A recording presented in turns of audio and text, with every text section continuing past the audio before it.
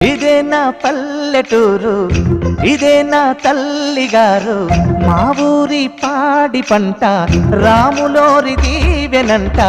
తల్లి గోదావరి నీళ్ళు కడిగే సీతమ్మ పాదాలు, ఊరంతా హాయ్ హాయ్ హాయ్, మనసంతా హాయ్ హాయ్ హాయ్.